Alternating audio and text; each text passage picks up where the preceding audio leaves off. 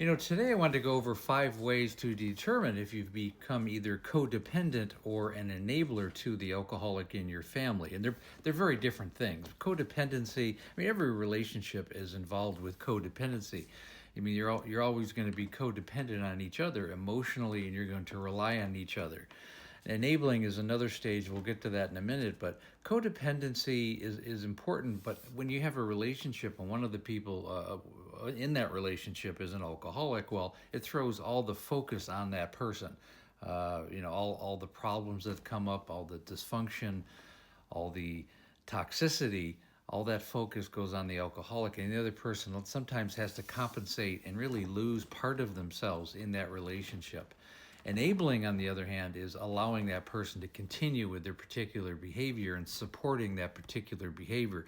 There may be self-preservation reasons, but for whatever reason that is going on, it still continues. So let's continue the conversation a little bit further. Now, one thing that happens a lot with enabling, when you have an alcoholic in your family, specifically if is their spouse, if you've purchased alcohol for the person, for the alcoholic in your family specifically, really, and you have an understanding that you're going to put them in harm's way or yourself, and you still do it because really it's about keeping the peace. Because if you didn't buy the alcohol, then it would become a big argument and a big problem that evening, and you wouldn't be able to have a peaceful evening. Sometimes you're just doing it to placate the alcoholic, and that becomes really later on, but it becomes very much a placating situation. Whatever the motivation, there's no finger pointing here. That's just the reality that families go through. Sometimes they just want to have a quiet night.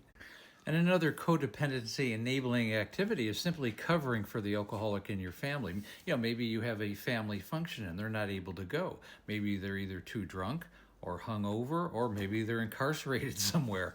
Maybe it's Thanksgiving and your spouse is 30 days of a 65-day stint in jail, or they're simply hungover and they're not able to attend because they'd be embarrassed to go either with your family or with their own family for the afternoons, albeit Thanksgiving or Christmas or whatever it is. These types of things happen all the time. You're making excuses, or if they have a job and you have to call in and make excuses for them because they're too drunk to go to their job.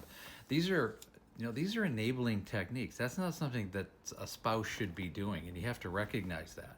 You shouldn't be covering up for somebody else's mental health disease. In fact, this is a time where tough love should take effect. You should allow your spouse to suffer the consequences for their actions. And this next one really is really centers around parents with a child who might be an alcoholic, or could be spouses as well, but it goes like this. If you're continuing to accommodate the alcoholic loved one in a plethora of ways, now similar to allowing them to stay in your home because they have no other place to go, giving them money when they have none, fully aware that what the money's going to be used for. This is particularly an enabling situation. It's not something you should be doing. Somebody who's in harm's way, putting themselves in harm's way, or other people, no matter what the relationship, they should be cut off. You should not be supplying them with any resources to continue their activities until they show some type of proof that they're willing to work on themselves and to get physical and mental health going in their direction. If they're not able to do that, you shouldn't be supporting that, because then you're actually part of the problem. Taking care of their alcoholic whims by absorbing their drama into your life, absorbing their toxicity, their arguments, their drunken behavior.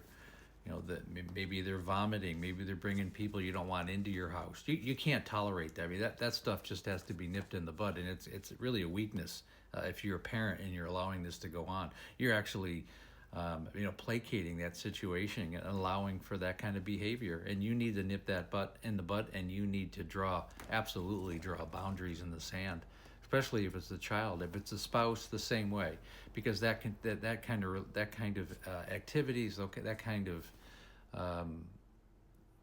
that kind of involvement will continue unless you stop it. Things like bailing them out of jail, or hiring legal services, hiring a lawyer to help them in their legal problems, paying their fines, their ticket, or their court costs. You shouldn't be doing this. Okay, this is something that It really has to, the alcoholic has to be culpable for these types of things. Now, being codependent and in denial with the alcoholic loved one, this is another issue, but constantly telling yourself that they don't really have a problem.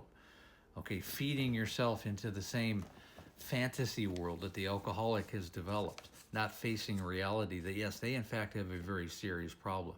Now, there's a difference between not understanding what the problem is and just realizing what the problem is and deciding to do nothing about it, like it's just going to go away on its own. It's not. It's not going to go away on its own until, you know, if it gets to the point where it's in your court as a family member, well, then you need to intervene, and then you need to apply tough love. Like, you should not allow somebody in your house if they're not changing or willing to change. It's really that simple. And really, to sum up, if you're believing the alcoholic that they can stop their drinking at any time or it won't happen again, you're part of the problem, and it's important to recognize that. So on that note, again, I go live Monday through Friday right around 6 o'clock Pacific Standard Time, 9 o'clock Eastern Standard Time. We also have the Facebook group. It's called There's an Alcoholic in the Family. Link is in the bio. And I go, when you're ready to work with me one-on-one, we have the complete coaching program called There's an Alcoholic in the Family. Again, link is in the bio. The call takes about 45 minutes. We do a deep dive into what's going on with you and your family. And I mean, the coaching program, we go over that. The call is free. The coaching program, definitely not. But I'm looking for people and families who are ready to change their lives. And again, thanks for listening.